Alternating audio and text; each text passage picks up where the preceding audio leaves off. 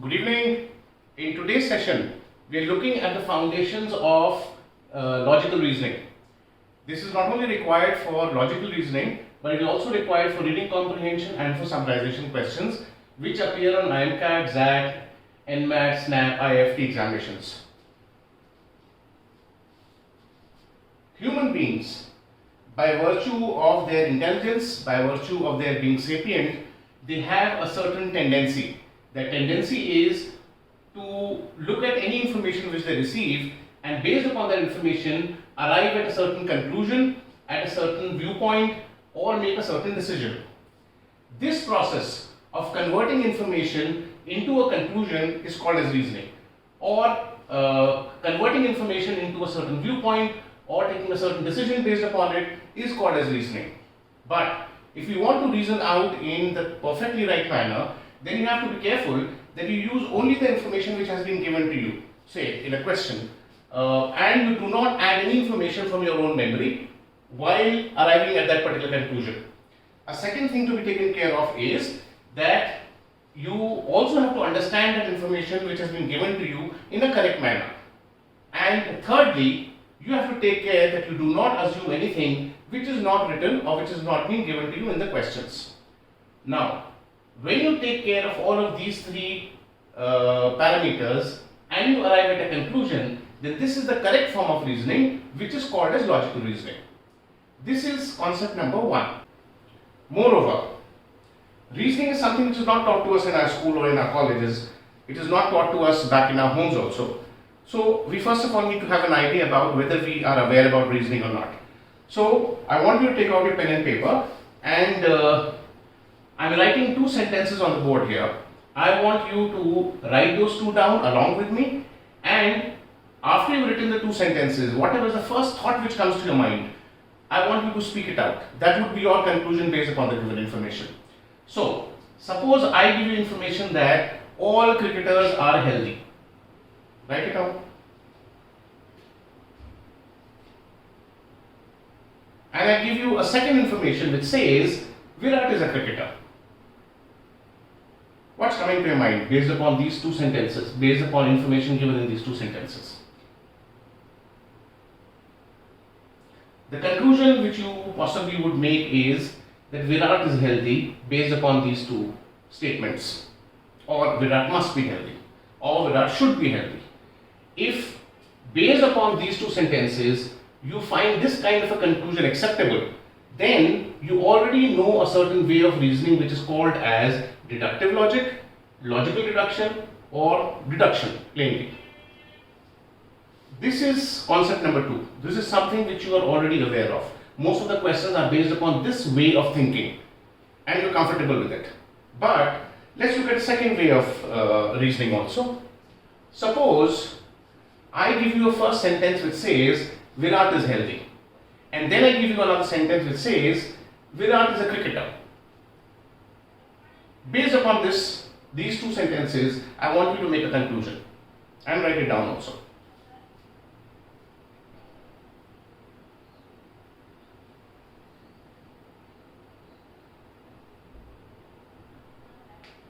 Okay. This is the conclusion which I have made.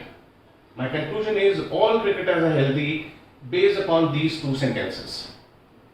When I make this particular conclusion based upon these two sentences, then this way of thinking or this way of reasoning is called as inductive logic, logical induction, or as induction simply. This is third concept. So there are two ways of thinking. There is deductive logic and then there is inductive logic.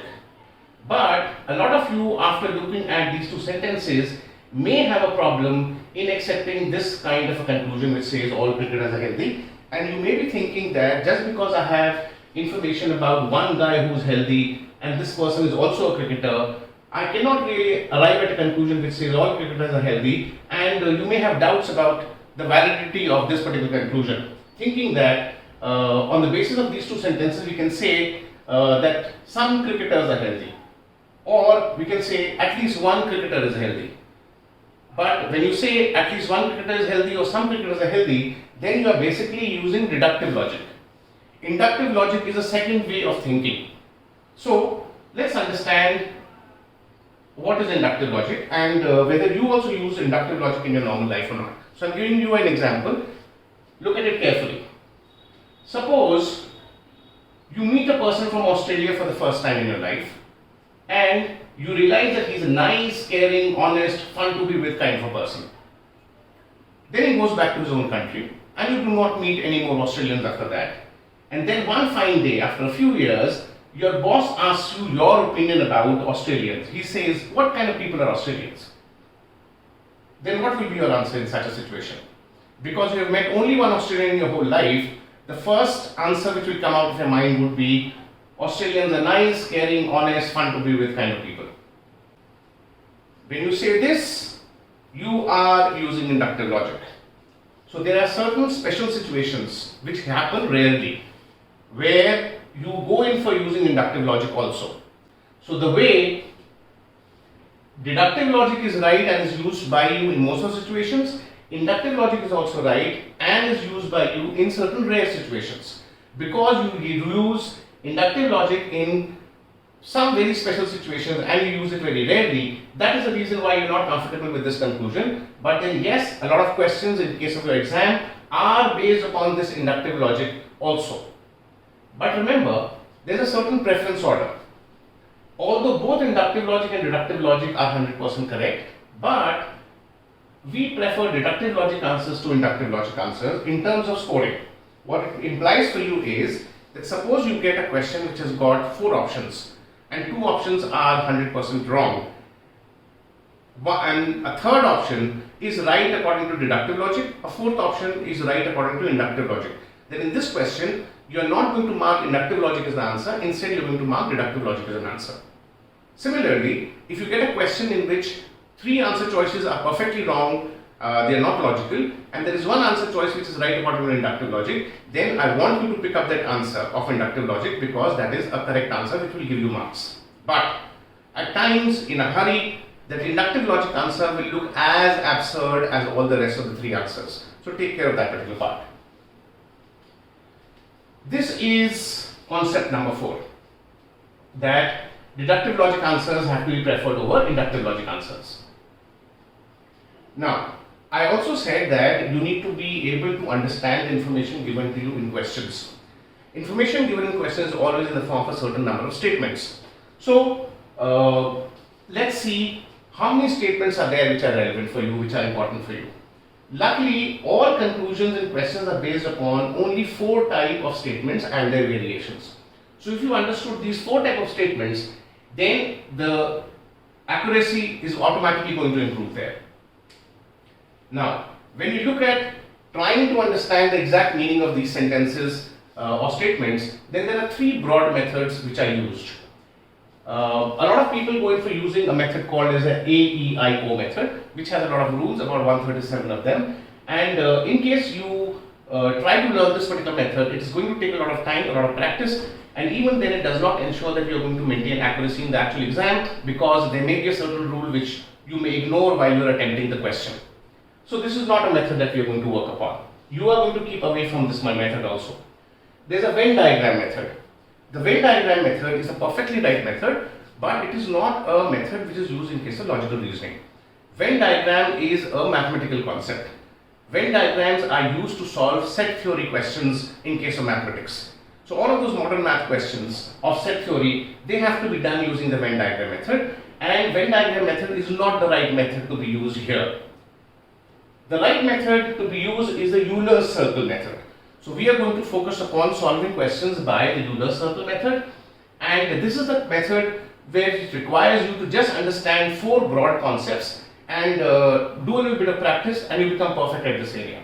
Plus, the Euler circle method also ensures that you are not going to make a mistake on the examination, and when you are doing your practice test, if you come across a question where you make a mistake, you can easily identify what mistake you have made later on when you are reviewing the paper, and you have to take care you don't repeat the same mistake. So, Euler circle method is what we are looking at. In the Euler circle method, the exact meaning of each statement can be represented by a Euler circle to understand the meaning clearly and to avoid any confusions. So, how do we do it? In Euler circle method, we make a circle and we label it somewhere, somehow. For example, if I label this particular Euler circle as a circle for boys, then this circle represents boys, which means anyone who is a boy has to be inside the circle. Anyone who is outside the circle has to be somebody who is not a boy. So non-boys will be outside, boys will be inside. This is how Euler circles are made. They represent groups, abstract groups. This is concept number 5, the making of Euler circles to represent information given in case of the statements.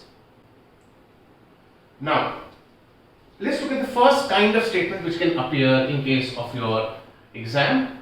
The first type of statement which can come would look somewhat like this: all boys are geniuses, or all X are Y. And when you look at this particular statement and you try to represent it by a diagram to show what the sentence really means, then one diagram which can come to your mind can be this kind of a diagram. A single circle representing geniuses as well as boys. When you make this diagram, I agree this diagram shows the information which is given in this particular sentence. According to this diagram also, all boys are geniuses. But the problem with this diagram is that it is assuming that all geniuses are boys also. If it is assuming something extra, that's the reason why we are not going to use this diagram. A better diagram for this kind of a statement would be a diagram where you have two concentric circles, the outer circle representing geniuses and the inner circle representing boys. But although we do make this kind of a diagram for this kind of a statement, take care, we actually have no information about this area outside boys and inside geniuses. We only have information about this green area. We don't have any information about this grey area here. So this is the area about which we cannot comment. So if there is any conclusion which is based upon this grey area, that is a wrong conclusion. So whenever you get a statement which says all boys are geniuses, remember, based upon this, you can say that some geniuses are boys, definitely. This interpretation is definitely right. This conclusion is definitely right based upon this kind of information. On the other hand, if you have given this information that all boys are geniuses, then making a conclusion which says some geniuses are not boys is something which is wrong, because then you are assuming something about this area. You are assuming that this area exists, but you don't know whether it exists or does not exist in the first place. This is the reason why this kind of a conclusion based upon this kind of a statement is something which is wrong. Or put simply, if this is the information given to you, then interpreting it in this particular manner is definitely wrong. Also, if this is information given to you that all boys are geniuses, then making a conclusion which says all geniuses are boys is wrong, because then you are assuming that this area, this grey area, does not exist. And because assuming is not permitted, that's the reason why this kind of an interpretation based upon this sentence, or this kind of a conclusion based upon this kind of information, is something which is definitely wrong. This is concept number 6.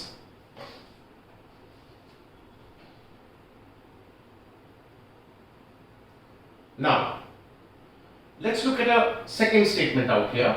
Suppose the statement says no boys are geniuses, or say something like no X are Y. Then in that situation, things are pretty easy. All you need to do is create two different Euler circles representing geniuses and boys without any overlapping area in between them. And when you get this information that no boys are geniuses, then remember, based upon this information, saying that no geniuses are boys is perfectly acceptable, right? It's a right conclusion, it's a right interpretation, and this is acceptable. This is your concept number 7.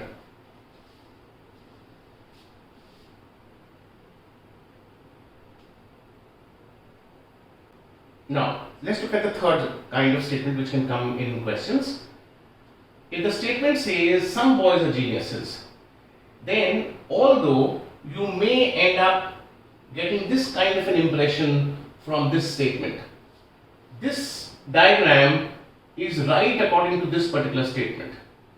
it does show that some boys are geniuses. But the problem with this diagram is it is assuming something extra also. It is assuming that all geniuses are boys, which is incorrect. You are not permitted to assume anything. That's the reason why this is not the kind of a diagram that we are going to make while solving questions based upon this kind of a statement.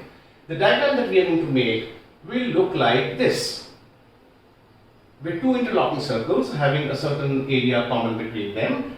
And remember, when the statement says some boys are geniuses, we actually know about this area. We only know about this area here. We do not know about whether there are certain boys who are not geniuses. This information is something that we do not have. And we also do not have information whether there are certain geniuses who are not boys, which basically translates into that if you are given information that some boys are geniuses, then based upon this you can definitely say that some geniuses are boys. That's right. But based upon this information that some boys are geniuses, you cannot assume that some boys are not geniuses because you have no information about this particular area.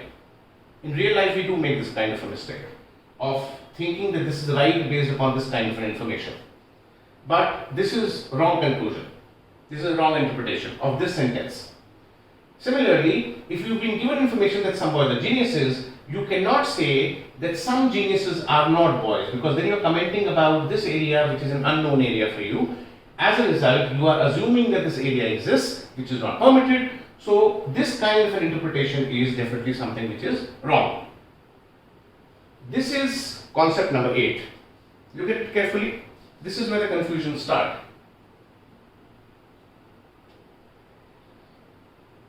In your questions, in place of boys, they can have X. In place of geniuses, they can have another term such as a Y, etc. Let's look at a fourth type of statement, and this statement is a variation of the previous one. It says some boys are not geniuses. Suppose this information is given to you. In that situation, you're going to make this kind of a diagram, but remember, the area about which we know is different now.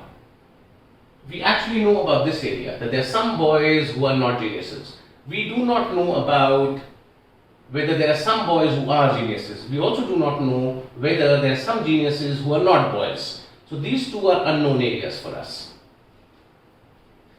Based upon this diagram, when I look at this statement which says some boys are not geniuses, always remember that if information given to you is that some boys are not geniuses, then you cannot say that some boys are geniuses. This would be an incorrect conclusion or incorrect interpretation. This is wrong. If some boys are not geniuses, then you cannot say that some geniuses are not boys. Because when you say that some geniuses are not boys, you're talking about this unknown area, a question mark area. As a result, this conclusion or this interpretation would also be a wrong one. This is concept number 9. Now, we have talked about the 4 different kind of statements which appear on the exam. These sentences also have certain variations, and there are certain things which confuse students, so let's understand them. The first confusion which students have in case of these questions. I want you to make 2 separate diagrams to show the information in these 2 given statements here. I'm giving you 2 statements, write them down along with me. The first statement is all boys are geniuses. This is something which you're familiar with, we've already covered it. And make a diagram for a second statement which says boys are geniuses. Take a moment to make these 2 diagrams.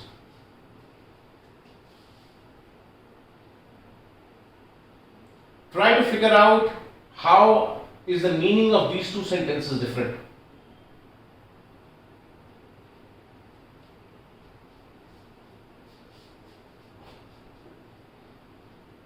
Some of you may be confused that these 2 sentences possibly are the same or maybe they are different. This one is a general statement of sorts, which may not mean that all the boys are geniuses. While this statement says that 100% of the boys are geniuses. So anyone who's a boy has to be a genius. This is what this first statement says. The meaning of the second statement is slightly confusing.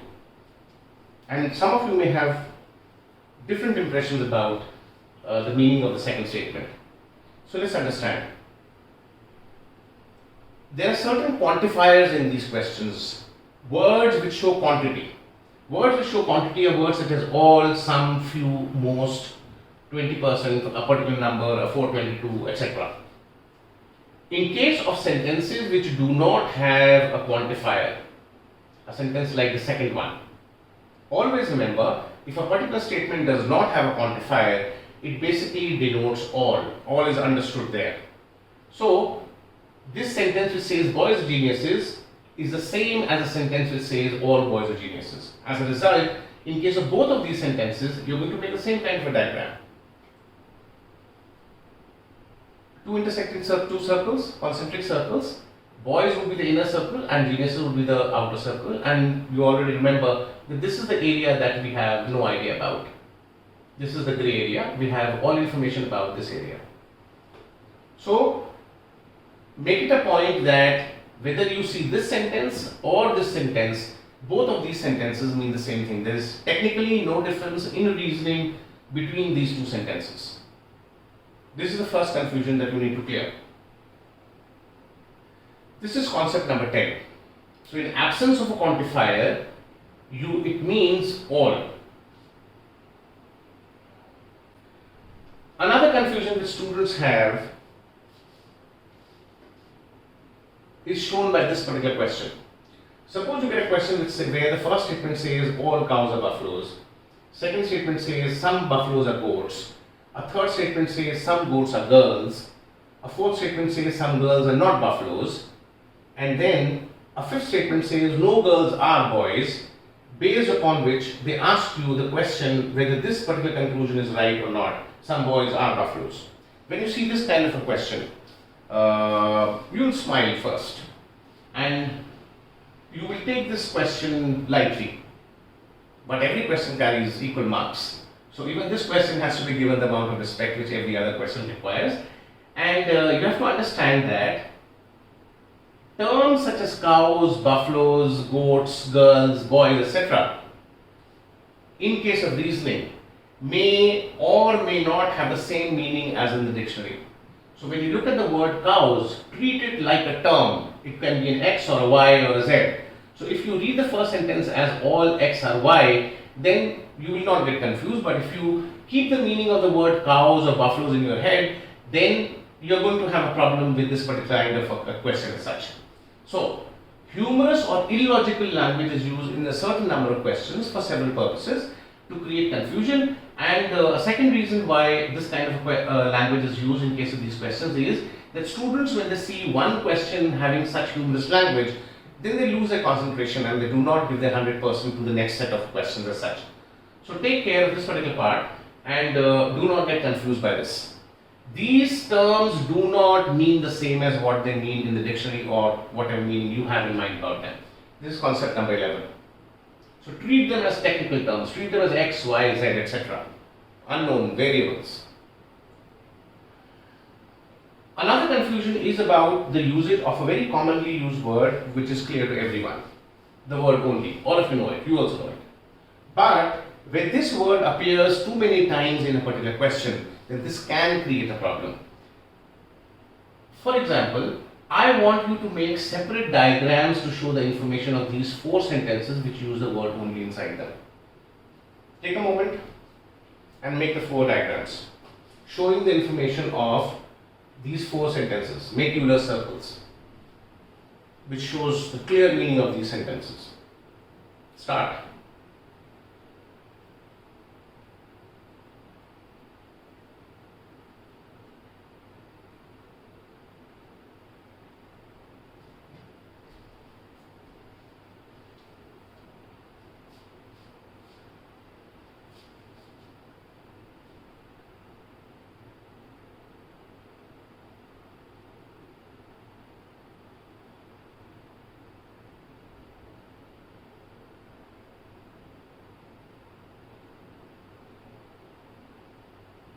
You will not have a problem with the first sentence. You will easily make the diagram possibly of the first sentence without any confusion that it is right or wrong. That doesn't matter. But as you move towards statement number 2 and 3 and 4, you will start realizing that there is some confusion about the exact meaning of these sentences. This situation can occur in the examination hall also. So if sitting in the examination hall, you come across a question which uses the word only, and you start figuring out what that sentence really means, that would be a wastage of time, and it would possibly have an effect upon your accuracy also. So it's better to understand the right method of handling sentences which contain the word only. Always remember, whenever you come across a statement which contains the word only, the first thing which you need to do after looking at the word only is, you need to make two concentric circles, always. Now, which one would be the outer circle or which one would be the inner circle will be decided by whatever comes after the word only. In the first sentence, if only is followed by the word dogs, then remember, dogs will be the outer circle and the other thing will be the inner circle. The other term will be the inner circle. So for the first sentence, this will be the diagram. The moment you see the word only, make two concentric circles, and whatever word comes after the word only, you need to take care that that would be the outer circle. The other thing will be the inner circle. In a similar manner, just for the sake of practice, let's do the look at the second statement also. In the second statement, when I read it, only cats or dogs, the moment I see the word only, the first thing which I will do is I will make two concentric circles. After making two concentric circles, I will see what word comes after the word only. The word cats comes after the word only. As a result, cats will be the outer circle in case of this diagram, and the other thing will be the inner circle. Dogs will be the inner circle. This basically translates into a situation where statement 1 and statement 3 will have the same diagram. This one. Why? Because in both of them, after the word only, the word dogs is coming. And statement 2 and statement 4, they will have the same diagram because in case of statement 2 and statement number 4, here the word only is being followed by cats. Only cats, only cats. So we have a diagram where cats is the outer circle. This is concept number 12. The usage of the word only. Be very clear. I'll repeat it once again. Whenever you see the word only, you need to make two concentric circles, and whatever word comes after the word only, that will be the outer circle. So this diagram is for the first statement.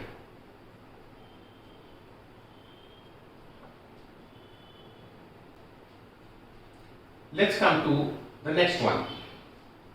The last confusion the students have. When a statement says all x are not y, try to make a diagram showing the information of this particular statement. If a statement says all x are not y or all boys are not geniuses,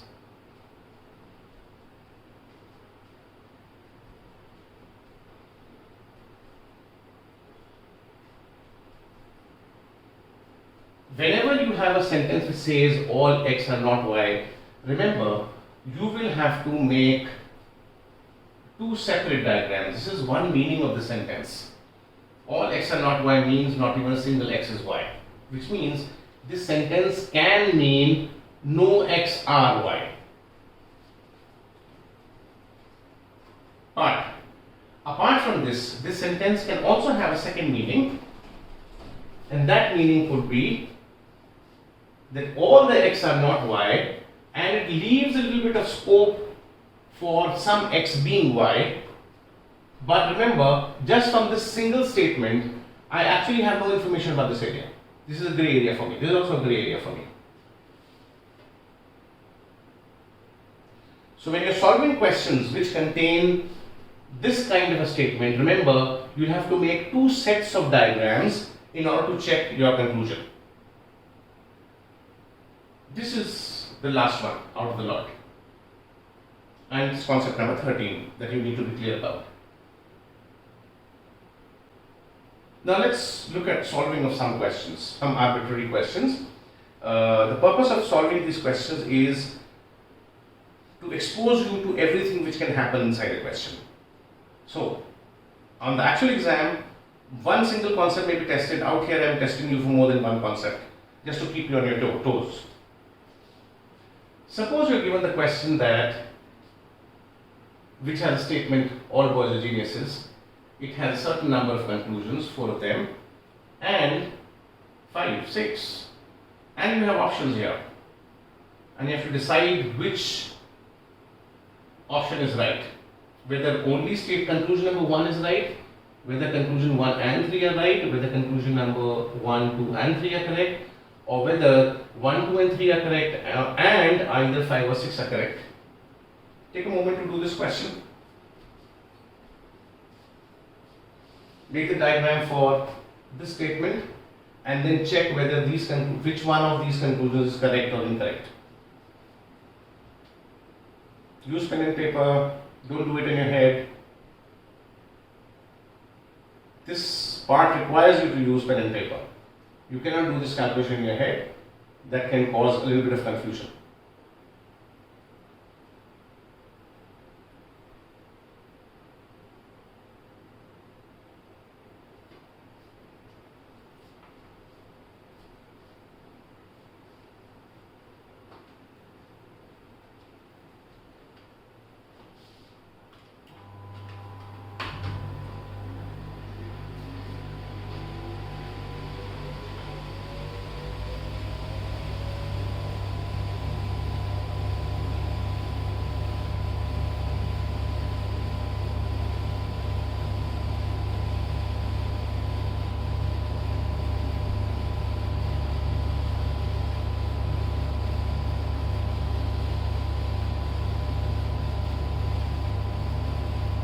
Okay,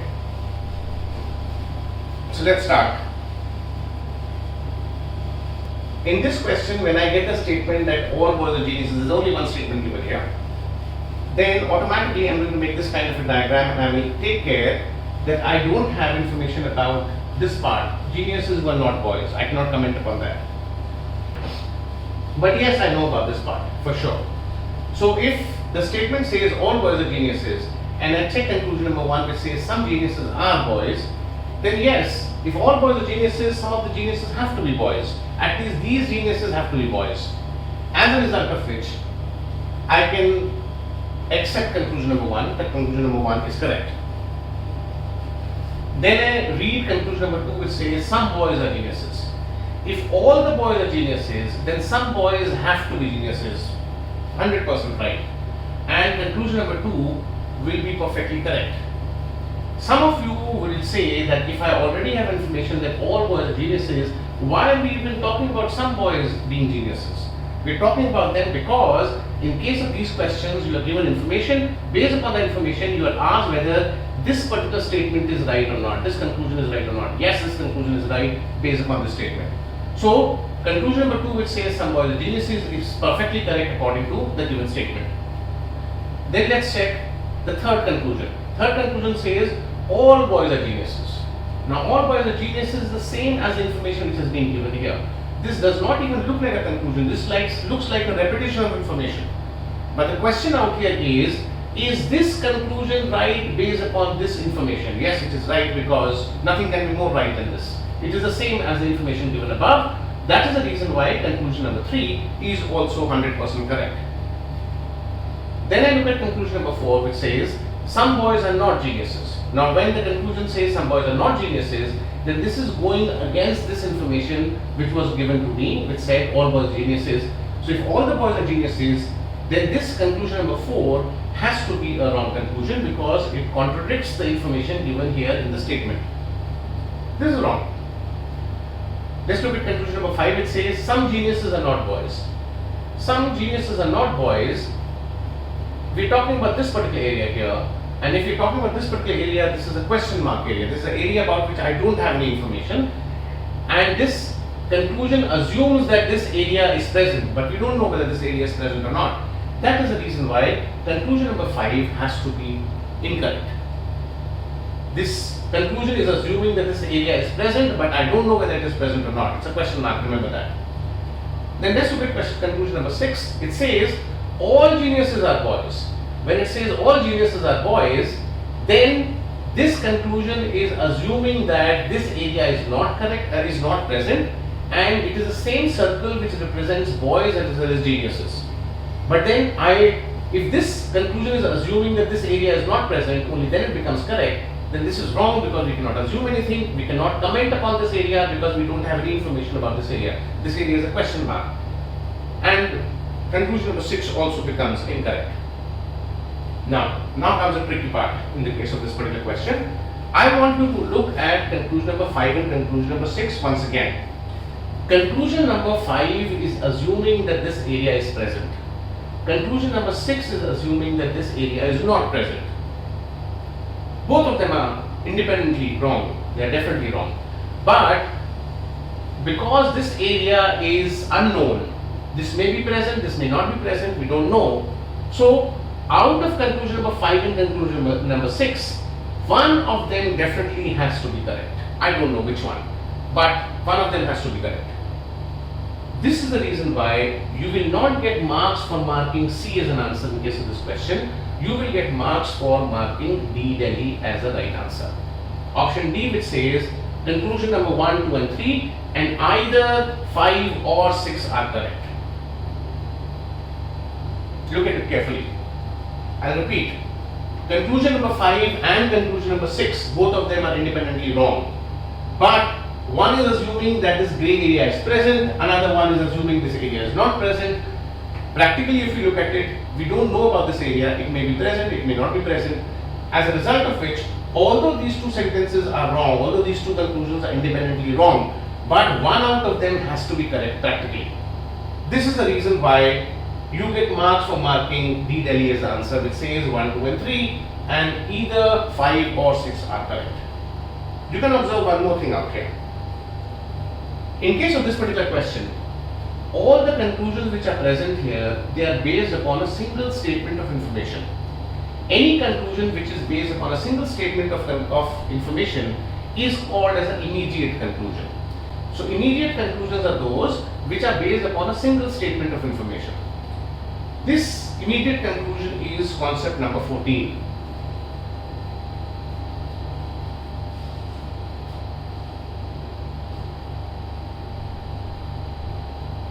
Understand it. Immediate conclusions are those conclusions which are based upon a single statement of information. All of these conclusions, whether right or wrong, they were based upon a single statement, so they were all immediate conclusions. Conclusion 1, 2 and 3 were correct immediate conclusions and 4, 5 and 6 were incorrect immediate conclusions, and out of conclusion 5 or 6, one out of these two had to be correct, has to be correct. So we marked up D, Delhi as the answer here.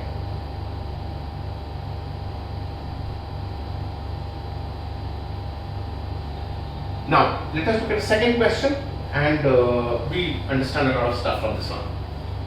Things get more messy now, more complicated. Suppose you are given this question which says find a valid conclusion or conclusions based on the information given in the statements, and instead of a single statement, now you are given more than one statement.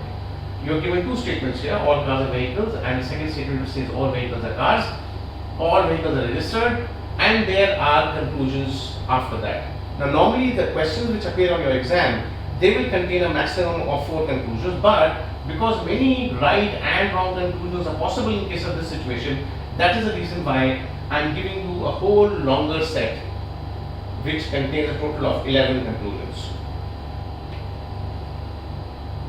Spend time on it.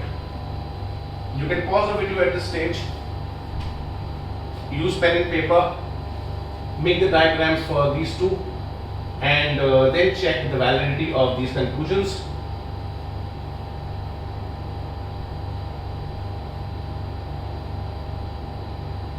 Pause the video at this stage and make your own diagram, and then decide out of all of these 11 conclusions which ones are right and which ones are wrong.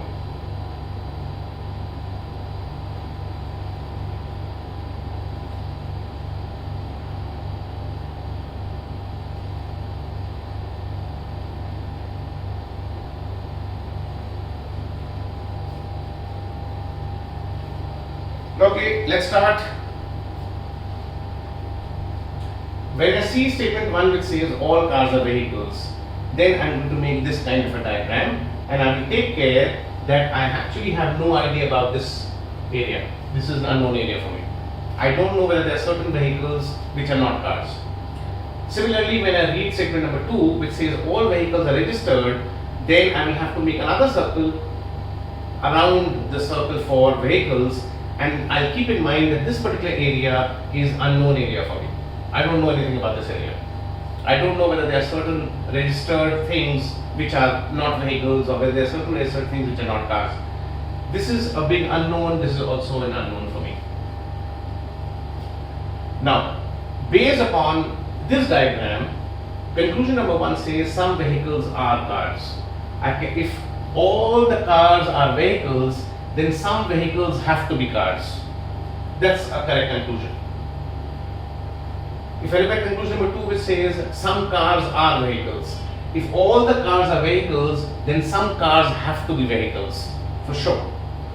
That's the reason why conclusion 2 also is correct.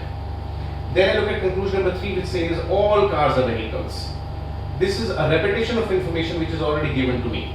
So nothing can be more correct than the third conclusion. So if all cars are vehicles is the information given to me, then a conclusion which says all cars are vehicles has to be correct. Then I look at conclusion number 4, which says some cars are not vehicles. The information given here was that all cars are vehicles. So conclusion number 4, which says some cars are not vehicles, is contradicting the information given here. As a result, this has to be a wrong conclusion. Then I look at conclusion number 5, which says some vehicles are not cars.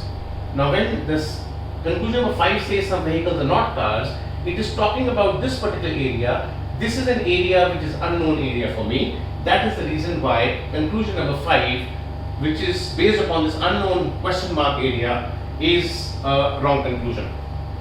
In a similar manner, when conclusion number 6 says that all vehicles are cars, then this particular sixth conclusion is assuming that this unknown area does not exist. But we cannot assume anything at all. That is the reason why conclusion number 6 is also incorrect. But something which we did in case of the last question, although conclusion number 5 and conclusion number 6 are wrong, but practically if you look at it, one of them has to be correct out of the two of them. I would say either conclusion 5 or conclusion number 6 is correct. Then I look at conclusion number 7, which says all cars are registered. Now this is a special kind of a conclusion, because this particular conclusion number 7 is based upon information of both the statements. Whenever I have a conclusion which is based upon more than one statement, then that is something which is called as mediate conclusion. It is not called as immediate conclusion, it is called as mediate conclusion. So it's a different one. And according to the diagram, yes, all cars are registered is perfectly correct. Then I look at conclusion number 8, which says some cars are registered. If all cars are registered, then some cars have to be registered, definitely. This is also correct. This comes concept number 15, mediate conclusion. Mediate conclusion is also known as syllogistic conclusion. It is also called as syllogism. So syllogism isn't anything which is strangely different. Syllogism is basically mediate conclusion, or conclusion based upon more than one statement, two or more than two statements. Then when I look at the 8th conclusion, which says some cars are registered, then some cars are registered is perfectly correct. 9th conclusion says some registered are cars. If all the cars are registered, then some registered have to be cars. As a result, conclusion number 9 is also correct. Then I look at conclusion number 10, which says some registered are not vehicles. Now some registered are not vehicles is talking about this unknown area, and because we don't know anything about this area, so conclusion number 10 has to be incorrect, no doubt. It is assuming that this area is present, which is not permitted. Conclusion number 11 says all registered are vehicles. Conclusion number 11 is assuming that this area is not present, but we don't know whether it is present or not. That's the reason why conclusion number 11 is also wrong. But conclusion number 10 was assuming that this area is present, this one was assuming that this area is not present. Practically, if you look at it, one out of them has to be correct. That is the reason why, if you ask me the answer for this particular question, the answer would be conclusion 1, 2, 3, 7, 8, 9, and either 5 or 6, and either 10 or 11 are correct. Look at this question once again. You can pause it to understand it better. Conclusions 7 onward are mediate conclusions. Conclusions which are based on more than one statement of information. Pause it, review it.